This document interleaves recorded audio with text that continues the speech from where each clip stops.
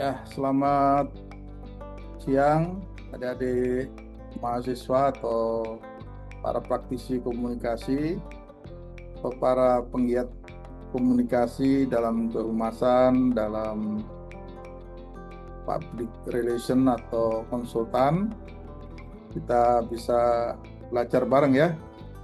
Dalam hal ini kita akan belajar terkait dengan pengantar komunikasi politik. Tentu tidak sedetail yang akan kita sampaikan karena ini adalah bagian dari buku ajar anatomi komunikasi politik yang saya kerjakan untuk bahan ajar adik-adik mahasiswa dalam mata kuliah komunikasi politik. Baiklah, kita bisa melihat apa sebenarnya makna dari komunikasi politik.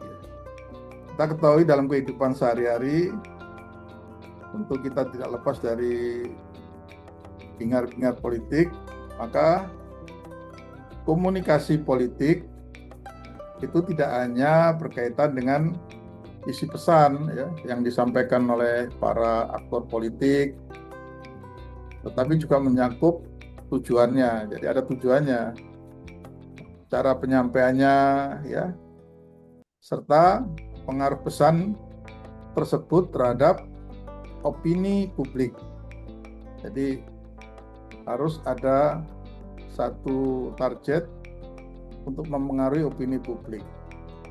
Kemudian juga terkait proses pengambilan keputusan dan struktur kekuasaan dalam masyarakat. Jadi komunikasi politik itu dilakukan oleh para aktor politik untuk mencapai tujuan, untuk mengaruhi masyarakat sehingga timbul persepsi. Nah, melalui bab 1 dalam buku anatomi komunikasi politik itu diharapkan yang membaca ya dari mahasiswa atau praktisi komunikasi agar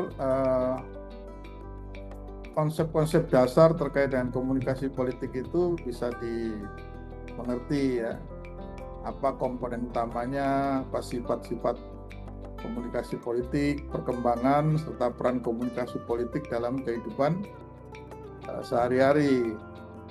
Karena kalau kita bisa memahami itu, maka kita memiliki landasan awal untuk memahami dinamika politik secara lebih kritis dan analitis. Ya. Sedangkan tujuan dari kita belajar komunikasi politik ya, tentu satu, kita mampu menjelaskan definisinya, ruang lingkupnya, kemudian konsep dasar komunikasi politik. Yang kedua, tentu kita bisa mengidentifikasi komponen-komponen utama dalam proses komunikasi politik. Yang ketiga, kita bisa menganalisis sifat-sifat khas komunikasi politik seperti persuasif, strategis, dan simbolik. Yang keempat, menjelaskan perkembangan historis komunikasi politik dari era klasik hingga era digital.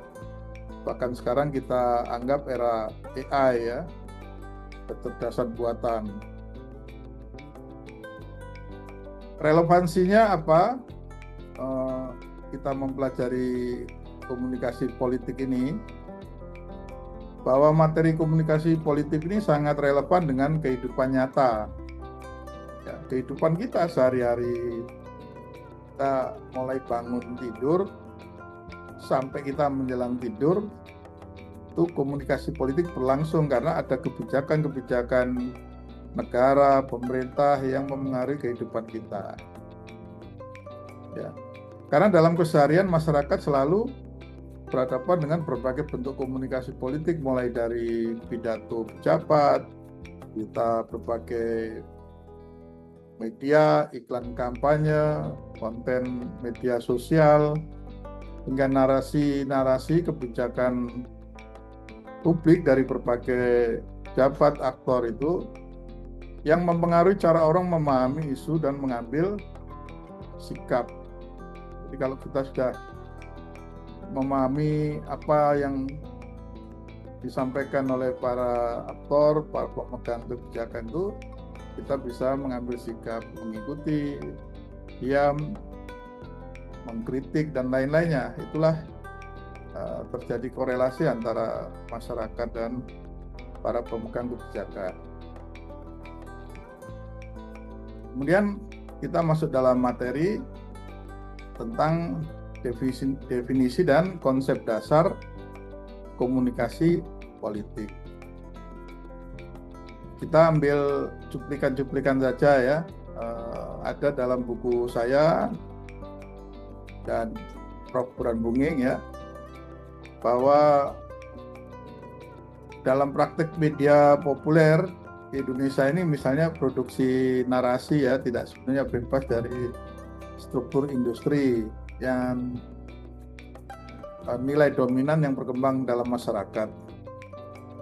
Jadi konsep ini menegaskan bahwa komunikasi politik kan bukan sekedar pertukaran informasi, tapi juga melakukan pengelolaan pesan untuk membentuk pesan, ya, agar kita mendapatkan makna, mempengaruhi persepsi, dan memperoleh dukungan dalam rangka mencapai tujuan tertentu. Nah, itu kita bisa baca di buku Anatomi Komunikasi Politik. Jadi kita bisa menganalisis apa yang menjadi berita-berita di media sosial juga perlu ya, karena sekarang para aktor politik sudah banyak menggunakan media sosial untuk menyampaikan terkait dengan ide-ide, penyampaian kebijakan, meneruskan kebijakan dari pemerintah, dari partai, dan lain-lain. Jadi kita akan mendapatkan bagaimana kekuasaan yang dipegang oleh para aktor politik itu bisa terdistribusi informasinya ke masyarakat melalui komunikasi politik. Nah, ruang lingkup dan batasan studinya, bahwa ruang lingkup komunikasi politik meliputi berbagai interaksi komunikasi yang terkait perebutan dan pelaksanaan kekuasaan publik, seperti pidato dalam berbagai kesempatan, terus kampanye, pemberitaan isu, komunikasi pemerintah untuk menjelaskan sesuatu, diskusi warga di warung-warung kopi, demo, protes, hingga teknologi komunikasi baru yang dapat mempengaruhi dan tindakan politik. Jadi, namun ada batasannya ya, bahwa itu ditentukan oleh relevansi tindakan komunikasi terhadap proses politik formal maupun informal, sehingga tidak semua komunikasi termasuk di dalamnya. Jadi komunikasi politik itu berbeda ya dari sosialisasinya ya terkait politik, karena berfokus pada arus pesan yang dinamis dan strategis dalam isu dan peristiwa untuk waktu tertentu, bukan pembentukan nilai dan norma politik jangka panjang.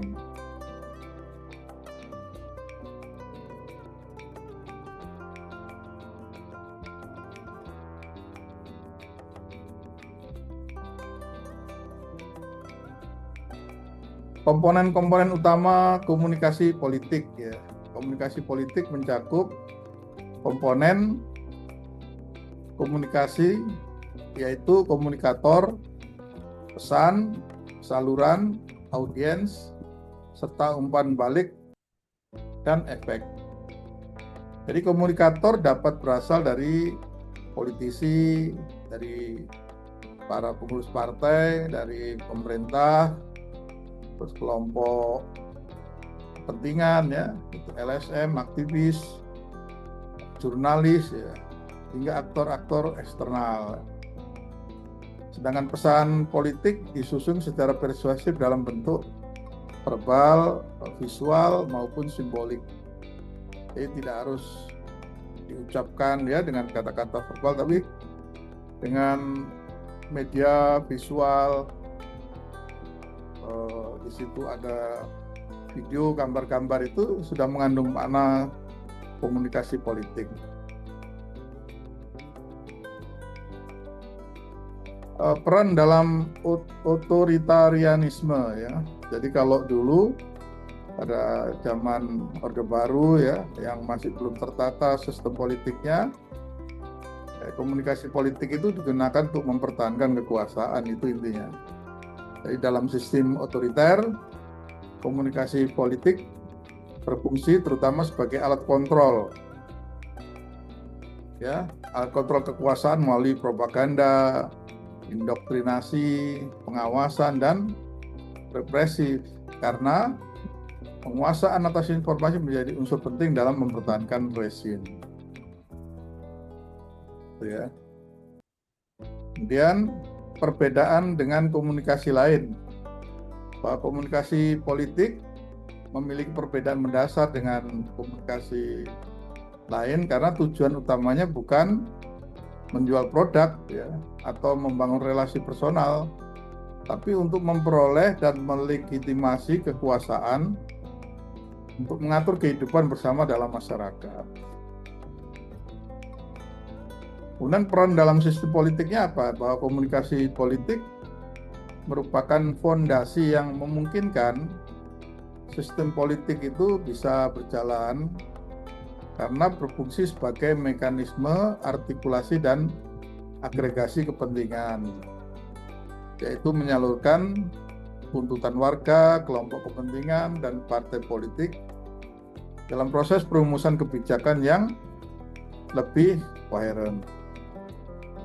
Peran dalam demokrasi deliberatif bagaimana komunikasi politik itu?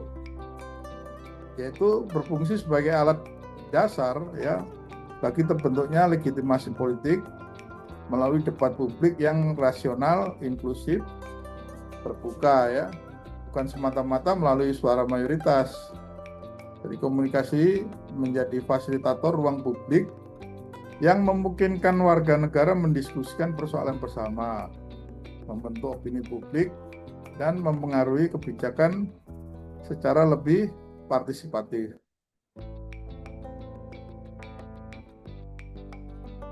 Peran dalam partisipasi warga negara, bahwa komunikasi politik memiliki peran penting ya dalam mendorong partisipasi warga negara karena menyediakan informasi yang dibutuhkan untuk memahami isu, menilai kandidat, dan mengevaluasi kinerja pemerintah secara rasional. Nah, metodologi penelitiannya apa? Tentu bisa menggunakan kuantitatif, bisa menggunakan kualitatif ya, tergantung bagaimana kita ingin mendapatkan hasil ya. Kalau kita menggunakan data sampel dari berbagai random sampling, maka kita menggunakan metodologi kuantitatif. Kalau kita ingin melakukan deep interview holistik ke tokoh-tokoh penting yang kompeten, tentu kita menggunakan metodologi kualitatif. Kemudian pendekatan kuantitatif itu tentu kita berusaha untuk mendapatkan temuan-temuan ya, menguji hipotesis, dan terutama terkait pola dan hubungan sebab akibat. Jika kita melakukan pendekatan kualitatif, maka kita akan mendapatkan pengalaman ya dari orang yang kita wawancarai, makna serta praktek komunikasi politik dari sudut pandang partisipan. Nah, kemudian metodologi analisis teks dan narasi politik ini juga penting ya, bahwa analisis teks dan narasi itu memandang bahasa sebagai kekuatan yang membentuk realitas sosial politik, sehingga perhatian utamanya adalah bagaimana pilihan kata dan struktur cerita membangun makna, melegitimasi kekuasaan, dan memobilisasi dukungan. Nah, rangkumannya bahwa komunikasi politik ini ada suatu proses strategi penyampaian dan pengelolaan informasi antara aktor politik, media, dan publik untuk mempengaruhi kekuasaan. Dengan komponen komunikator, pesan, saluran, audiens, serta umpan balik. Demikian adik-adik mahasiswa dan para praktisi komunikasi sedikit tentang ringkasan pengantar komunikasi politik dari buku Anatomi Komunikasi Politik. Selamat siang, salam sehat selalu.